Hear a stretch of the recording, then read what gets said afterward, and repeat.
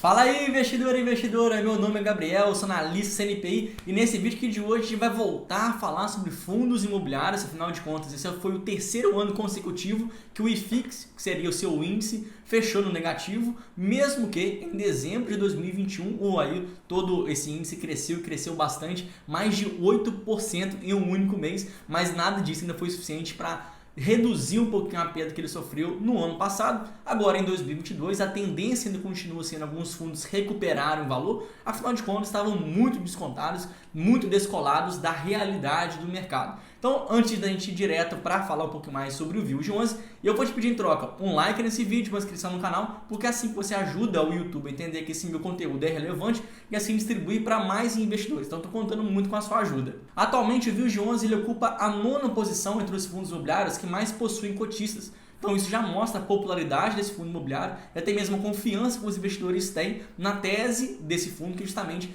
você tem uma localização estratégica, porque assim o fundo acredita que é a melhor maneira de você reduzir a vacância do seu portfólio. Então o que nós podemos perceber de maneira geral é que o VILG11 está muito próximo àquelas grandes rodovias movimentadas, que realmente levam muita carga ali diariamente, porque assim hoje ele vai ter a grande parte dos seus inquilinos que mexem com logística, com galpão logístico. Então o mais importante de tudo é justamente você ter uma localização privilegiada. Ao todo, o VILG11 já está em 7 estados espalhados, tanto aqui no Sudeste, como também na parte Norte e Nordeste do nosso país. Inclusive aqui nesse vídeo eu apresentei um pouquinho mais sobre essa última aquisição, que foi lá no estado do Pará, que o mercado a princípio não tinha gostado muito e bateu naquela ocasião na cota do fundo.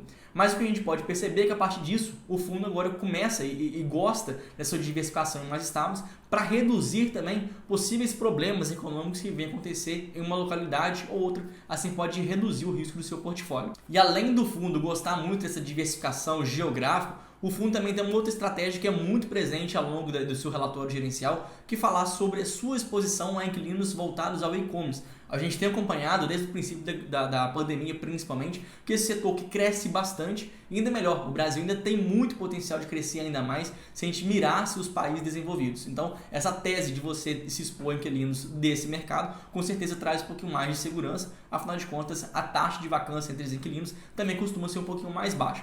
Então hoje, entre os seus principais inquilinos que nós temos, a Tokstok, a Magazine Luiza, a Ambev, a Whirlpool, a Privalha, todas essas empresas de grande nome, além de outros setores também, como o caso da L'Oréal e outras empresas de transporte, de logística, tudo isso pode ser inquilino do VILG11. Então aqui por si só, a gente consegue perceber mais uma vez a sua diversificação em inquilinos e também inquilinos de grande porte. A gente não poderia pensar a princípio que a Magazine Luiza, a Ambev, Tokstok iria ter algum nível de inadimplência, afinal de contas são empresas muito sólidas e que também estão vendendo bastante independente do tempo que a gente está vivendo agora. Só que nem tudo são flores. A gente até mesmo viu naquele vídeo que eu recomendei que essa aquisição que ele fez no Pará talvez não foi um preço tão bom assim, talvez não é uma tese tão boa assim igual o fundo defende. Além disso, outros dois pontos chamam um pouquinho a atenção. Porque agora, se a gente analisar, 51% dos contratos de aluguel do VILG11 ou vence em 2022 ou vence até o final de 2023. Então o mercado, assim como ele faz com todos os outros fundos, ele já antecipa alguma coisa que vai acontecer. Então você tem mais da metade dos seus contratos vencendo no curto prazo, isso já abre os olhos para ver se o fundo vai ter a capacidade de fazer a renovação e ainda mais, se vai fazer a renovação pelos mesmos preços atuais ou se vai aumentar. Então isso ainda existe muita abertura, a gente não sabe como que vai acontecer essa negociação e quando realmente vai fechar possíveis contratos. Até porque se a gente analisar os últimos relatórios mensais de outros fundos e de outras casas responsáveis por fazer esse estudo de mercado, a gente percebe que há agora um fator que até então a gente não considerava tanto, que são a abertura de novos galpões logísticos em mais cidades. A cada mês que passa, novas construções estão sendo entregues. Então, cada vez mais está acrescentando no mercado uma área bruta locável.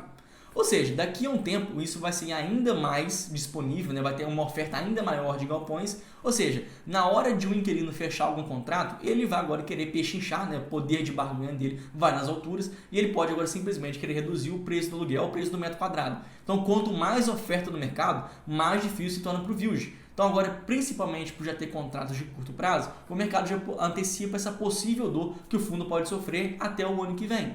É importante reforçar isso, que apesar de a gente entender que a tese do VILG de se expor a inquilinos de e-commerce, inquilinos de alta qualidade em posições estratégicas, até porque os fundos imobiliários de logística passam por um incrível momento, já tem alguns bons anos, mas tudo isso é cíclico. Então, simplesmente agora que o mercado está muito aquecido, vão ter também entregas de muitos imóveis na mesma altura, fazendo com que a oferta de imóveis seja maior enquanto a demanda vai permanecer a mesma. Vai chegar um momento que esse mercado vai estressar, a gente não sabe quando isso pode acontecer. Por isso, mais uma vez, o mercado agora antecipa alguma coisa que já vai acontecer até 2023. O segundo ponto que eu venho trazer aqui é um fator um pouquinho mais contábil, mas que eu vou tentar explicar isso de uma forma que fique um pouquinho mais didática. Você imagina que todos aqueles galpões que hoje esse fundo imobiliário possui, eles estão registrados a um valor contábil, né? E esse valor contábil ele tende a acompanhar o avanço da inflação. Então, se a inflação subiu 5%, aquele imóvel que está ali localizado em uma grande rodovia também tende a ser reajustado conforme a inflação, porque os imóveis andam conforme esse indexador. Então, isso no longo prazo a gente percebe nitidamente.